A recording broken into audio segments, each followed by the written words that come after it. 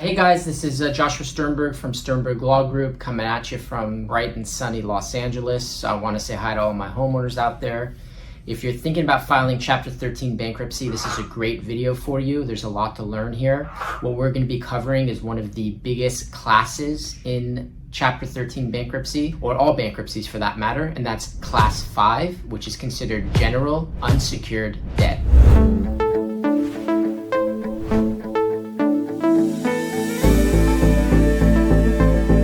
What is general unsecured debt?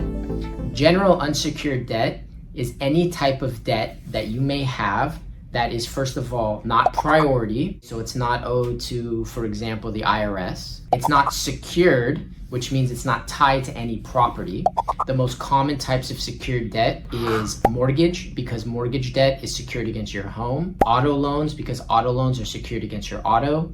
And we see all different types of secured debt. We even have secured debt against jewelry, against furniture, against equipment in businesses, things of that nature. So again, general unsecured debt is not priority, not secured. The easiest way to understand what unsecured debt is just by understanding that credit cards fall in unsecured debt.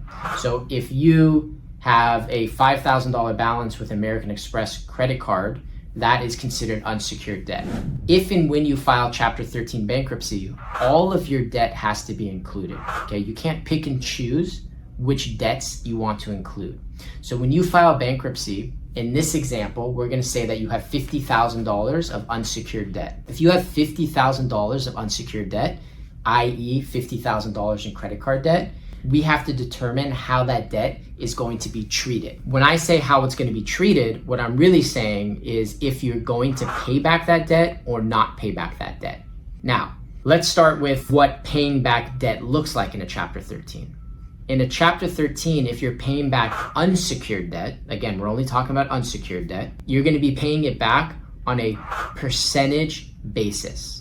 A percentage basis means if you have $50,000 in unsecured debt, 100% would mean you're paying back all $50,000, 0% would mean you're paying back none of it. And it does run from 0 to 100%. So some cases are 0% cases and some cases are 100% cases. How to determine what percentage case you're gonna have. There are three factors or three determining factors in figuring out what percent of unsecured debt you have to pay back. The first one is called an I and J test, or comparing Schedule I with Schedule J.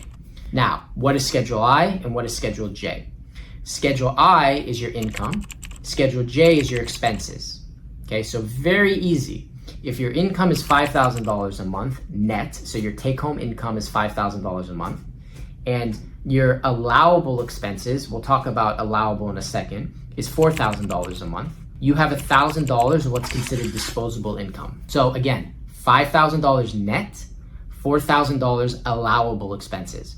Why am I stating allowable expenses? The reason I'm stating allowable expenses is because some people's expenses are way higher than the bankruptcy court's going to allow. Your food budget might be, for one person, $800 per month, but the bankruptcy court is only going to allow about $375 per month. So when you're filling out your Schedule I and Schedule J, or thinking about your Schedule I and Schedule J, make sure that the expenses you're using are allowable expenses. And these expenses are based on IRS standards and some level of bankruptcy standards, because there is some case law that dictates what you can and cannot do. Don't say, hey, my net income is $5,000 a month and my expenses are $4,990 a month, so I only have $10 left over.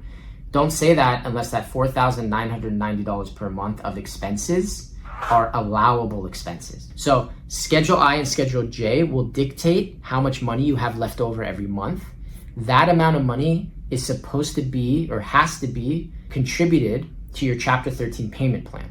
So again, income, net income $5,000 a month, allowable expense of $4,000 a month, that's going to create a $1,000 monthly plan payment. Technically, we won't know if that $1,000 is all going to unsecured debt, because you have to prioritize your debt. There's a pecking order. You look at priority, secured, administrative, and then unsecured being Class 5, like we discussed. So there is a more extensive calculation there. For this video, I just want you to understand that you need to look at I and J to determine your disposable income.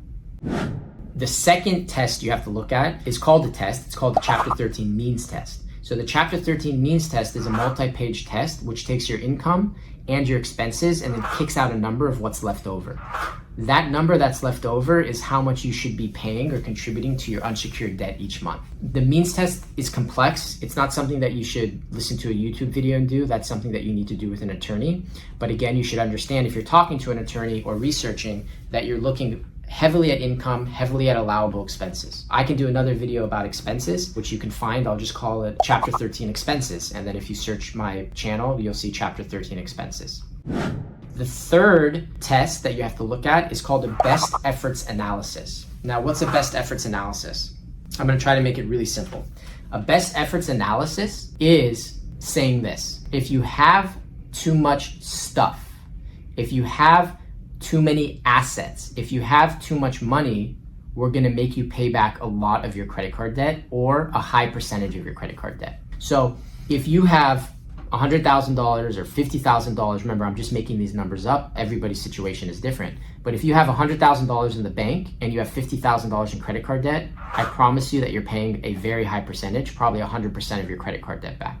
If you have $0 or only $2,000 in your bank and you've got $50,000 in credit card debt, you might be paying a 0% or a 5% or a 10% plan. Okay, so what you need to understand is the amount of money you pay your unsecured creditors in a Chapter 13 plan is directly related to how many assets you have. Okay, again, if you have a bunch of assets, you're going to be paying back your credit cards a lot of money. If you don't have a lot of assets, you won't be paying back your credit cards a lot of money. The most common assets: money, cash, money in the bank, homes. If you have unexempt equity in your principal residence or a second home, usually shows a lot of assets. If you have a business, that's worth a lot of money. If you have a personal injury claim, that's worth a lot of money. If you're expecting an inheritance, if you've got a bunch of cars that are paid off, all of these different assets factor into how much your credit cards are getting back.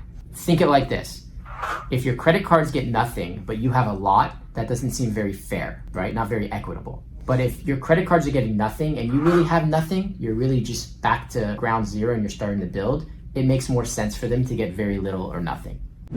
So the three tests to remember, or to research, to read about, or you can contact Sternberg Law Group: 𝐼𝐭𝐽, income compared to expenses; means test, what that number is going to kick out; and lastly, we're going to be looking at the best efforts analysis. Do you have a lot of stuff?